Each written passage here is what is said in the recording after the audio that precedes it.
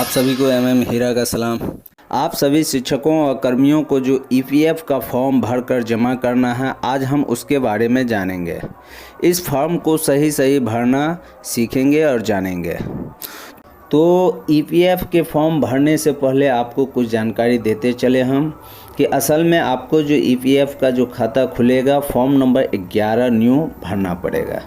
जी हाँ, और ये फॉर्म भर के हमको जमा करने की ज़रूरत क्यों पड़ रही है? जी हाँ, दरअसल ये है कि सरकार द्वारा जो आपको 13% का लाभ और आपके द्वारा जो 12% की राशि जो होगी जमा होगी, वो आपके खाते में जो जमा होगी, इसके लिए आपको जो है फॉर्म नंबर 11 ईपीएफ का जो है एक खाता जो खुलेगा वो आपको भरना ही पड़ेगा। जी हाँ, इसके लिए आपको जो है सैलरी बैंक अकाउंट नंबर और आईएफएससी कोड होना ज़रूरी है। फिर वहीं दूसरी नंबर की बात करें तो पैन कार्ड नंबर यानी परमानेंट अकाउंट नंबर यानी पैन कार्ड का नंबर। फिर वहीं तीसरा जो है मोबाइल नंबर। जी हाँ, जो नंबर सैलरी बैंक अकाउंट से जुड़ा हो वही नंबर आप दीजिएगा, बाकी आपकी मर्ज़ी। तो ये तीनों चीज़ जो है आपको ज़रूरी है और बाकी जो है ऑप्शनल में आप आधार नंबर या फिर एनपीआर नंबर ये सब जो है वगैरह वगैरह आप दे सकते हैं। तो आइए अननोन व्यक्ति का जो है फॉर्म हम भर के देखते हैं। इसी तरह आपको भी फॉर्म भरना है। इस फॉर्म को आप पढ़ करके देख लें। जी हाँ, ये फॉर्म नंबर 11 न्यू है, एम्प्लॉयज़ प्रोविडेंट फंड ऑर्गेनाइजेशन। जी हाँ, आप देख सकते हैं, पढ़ सकते हैं, कर्मचारी भविष्य निधि संगठन है।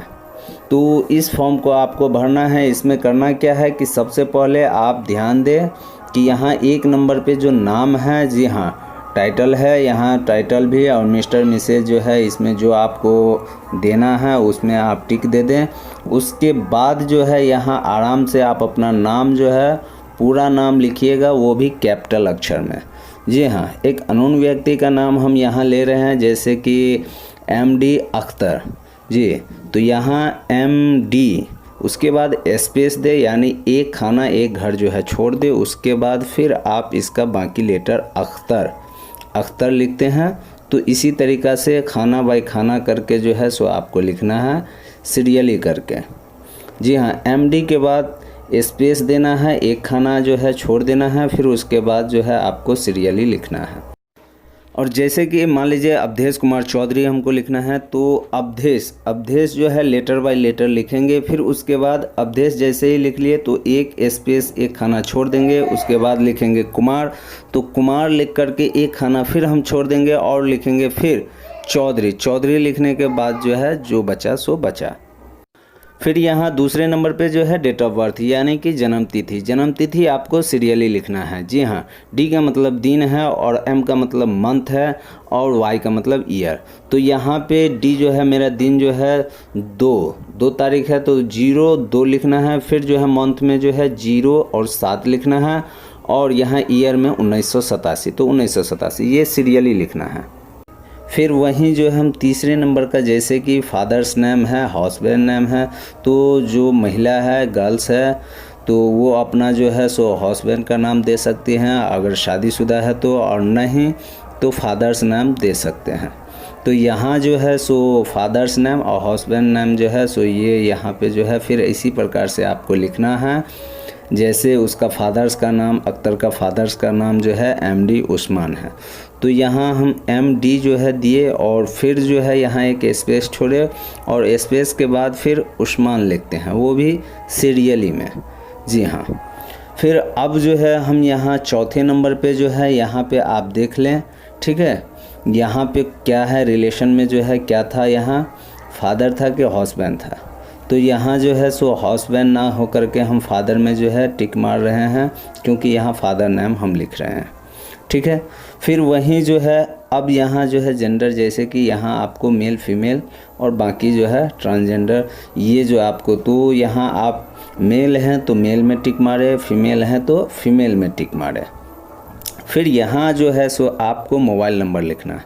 तो मोबाइल नंबर आपको हम बता चुके हैं कि मोबाइल नंबर वही दीजिएगा जो आपके सर्विस बैंक अकाउंट खाता नंबर से जो जुड़ा हुआ है वही मोबाइल नंबर यहाँ पे आप इंडिकेट कीजिए। तो यहाँ पे जो है हम ये मोबाइल नंबर उनका जो है अख्तर का जो है अननोन मोबाइल नंबर जो है सो यहाँ हम लिख देते हैं। अब यहाँ 7वें नंबर पे जो है सो ईमेल आईडी है। जी हाँ, यहाँ 7वें नंबर पे जो है ईमेल आईडी है। तो यहाँ जो है इफ़ एनी लिखा हुआ है, यानी अगर है आपके पास ईमेल आईडी तो जो है सो अपना ईमेल आईडी लिखें।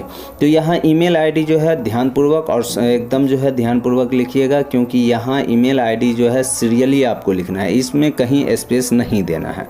जी हाँ, और ध्यान रहे कि ये स्मॉल में रहेगा, क्योंकि आपका ईमेल आईडी जो होता है वो स्मॉल में होता है। तो इसलिए यहाँ जैसे ही ईमेल आईडी में जो जो लिखा है सेम वही चीज़ आपको यहाँ लिखना है।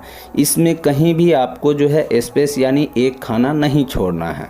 बस यहाँ जो है हम लिख देते हैं MD अख्तर 1987 @gmail, और डॉट के जगह जो है डॉट खाना में हम डॉट लिख दिए हैं और कॉम। तो इस तरह आपको लिखना है।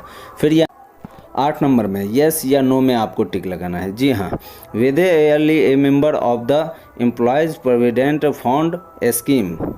तो ये जो है ये स्कीम, ये आप पहली बार फॉर्म भर रहे हैं तो इसमें आप नो टिक लगाइए, नहीं तो अन्यथा जो है इससे पहले अगर आपका ये खाता खुला हुआ है तो उसमें जो है आपको यस भरना पड़ेगा।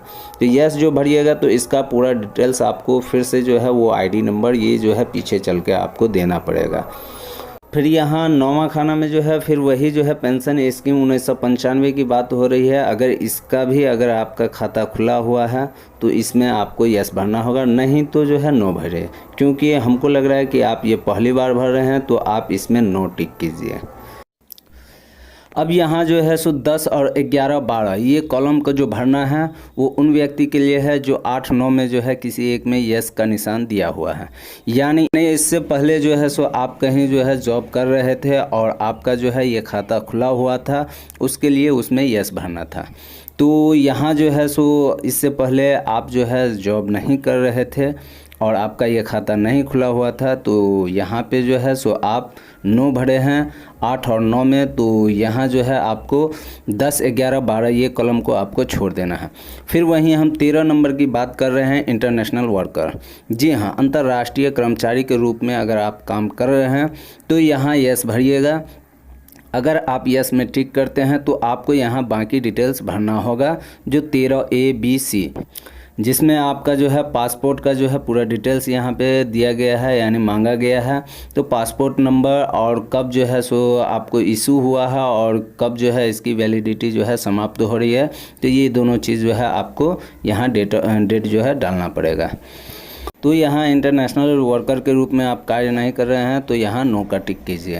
अब यहाँ 14 नंबर कॉलम की जो बात हो रही है एजुकेशन क्वालिफ़िकेशन की, तो जी हाँ, यानी आप कहाँ तक जो है पढ़ाई कर चुके हैं वो चीज़ आपको यहाँ पे दर्शाना है, न कि आप अपने पोस्ट का जो है क्वालिफ़िकेशन दीजिएगा, बल्कि आप जहाँ तक पढ़ाई कर चुके हुए हैं उस चीज़ को यहाँ आप दर्शाइएगा। जैसे कि आप मान लीजिए पोस्ट जो है सो आपका मैट्रिक पे हैं या सीनियर सेकेंडरी IE पोस्ट पे आप कार्यरत हैं और आपकी क्वालिफ़िकेशन जो है डॉक्टर की उपाधि PhD कर चुके हुए हैं या फिर जो है PG कर चुके हुए हैं, तो वहाँ जो है सो आपको टिक लगाना है। तो यहाँ जो है नॉन मैट्रिक और मैट्रिक, यानी कि मैट्रिक से स्टार्ट किया जाए तो मैट्रिक को उर्दू में जो है सो आप फ़ुकानिया कह सकते हैं, और यहाँ जो है सीनियर सेकेंडरी IE यानी कि जो है मौलवी, और ग्रेजुएट यानी कि BA, और आपको हो गया आलिम। फिर यहाँ जो है सो पोस्ट ग्रेजुएट यानी PG, और इसी को उर्दू में जो है सो फाजिल यानी कि जो है आप पोस्ट ग्रेजुएट में जो है टिक लगा सकते हैं। और जो डॉक्टर की उपाधि पा चुके हैं यानी PhD कर चुके हुए हैं वो जो है सो डॉक्टर में जो है वो टिक लगा देंगे। और यहाँ जो है कोई टेक्निकल या प्रोफेशनल कोई स्पेशल कोर्स आप किए हुए हैं तो उसमें आप टिक लगा सकते हैं। तो अब यहाँ हम 15 नंबर कॉलम की जो बात कर रहे हैं वो यहाँ पे आपको देखना है कि यहाँ आप मैरिड हैं या अनमैरिड है या फिर जो है डिवोर्स तलाकशुदा हैं या फिर जो है अदर और भी चीज़। तो जो आप हैं मैरिड है तो मैरिड में, अनमैरिड है तो अनमैरिड, या फिर तलाकशुदा हैं तो आप डिवोर्स में जो है आप टिक लगा सकते हैं। अब यहाँ 16 नंबर की बात करें स्पेशलिस्ट एबलेट की, तो यहाँ आपको जो है विशेष रूप से किसी चीज़ में आप ग्रसित हैं, जैसे दृश्य हो गया या बाकी इन तीनों में से किसी एक में, तो आप ग्रसित हैं तो यस में टिक मारे। अन्यथा आप किसी प्रकार से जो है ग्रसित नहीं हैं यानी विकलांग नहीं हैं या फिर जो है तो आप जो है नो में टिक दें। अब यहाँ जो है 17 नंबर कॉलम की जो बात कर रहे हैं वो केवाईसी डिटेल्स है। जी हाँ, तो यहाँ केवाईसी डिटेल्स में जो भी चीज़ आप भरिएगा उसमें जो है आपको एक हार्ड कॉपी यानी जीरोक्स कॉपी जो है आपको देना होगा। जैसे बैंक अकाउंट, तो बैंक का जो है पासबुक का जो है सो उसका जो है फ्रंट का जो है जीरोक्स कॉपी, और पैन कार्ड का जो है उसका जीरोक्स कॉपी, आधार कार्ड का जो है सो उसका जीरोक्स कॉपी। तो जो भी चीज़ आप भरिएगा उसमें आपको जो है जीरोक्स कॉपी जो है एक हार्ड कॉपी देना पड़ेगा। इस तरह जो है बैंक अकाउंट का खाना हम जैसे भर रहे हैं तो उसमें जो है बैंक अकाउंट में मेरा क्या नाम है वो नाम हम लिख दिए, फिर नंबर के सामने जो है वो बैंक अकाउंट का जो नंबर है वो नंबर हम पूरा दे दिए। अब जो है रिमार्क इफ़ एनी में जो है सो अब तो यहाँ जो है बैंक के अकाउंट नंबर के साथ जो है आईएफएससी कोड होना ज़रूरी है, तो वो आईएफएससी कोड जो है यहाँ खाना नहीं बचा हुआ है, तो इसमें जो है रिमार्क में हम जो है आईएफएससी कोड लिख देंगे। फिर वहीं इसी प्रकार से जो है दूसरे खाने में जो है एनपीआर आधार जो है, इसमें जो है एनपीआर बाय आधार जो है, तो इसमें आधार नंबर जैसे लिखेंगे तो आधार कार्ड पे मेरा क्या नाम है वो नाम लिख देंगे, फिर उसका जो है नंबर होगा वो नंबर लिख देंगे, और रिमार्क खाना जो है हम खाली छोड़ देंगे। इसी तरह जो है हम बाकी खानों को जो है भर लेंगे, और इसके बाद जो है मेरा कोई प्रक्रिया नहीं है, कोई चीज़ भरना नहीं है। बस अब जो है सिग्नेचर ऑफ मेंबर, यानी यहाँ जो है सिग्नेचर ऑफ मेंबर पे जो है जो व्यक्ति का नाम से फॉर्म भराया है वो व्यक्ति यहाँ सिग्नेचर अपना कर देंगे। इस तरह आपका फॉर्म जो है कंप्लीट हो जाता है। बाकी जो है आप छोड़ दीजिए, ये ऑफिस वर्क के लिए रह जाएगा। तो आपको ये वीडियो कैसा लगा? आई होप, हमको लग रहा है कि आपको जो है कुछ जानकारी इससे प्राप्त हो चुकी होगी। तो इसी तरह आप हमसे बने रहें, तब तक के लिए आप हमें इजाज़त दीजिए, फिर मिलते हैं, बाय बाय।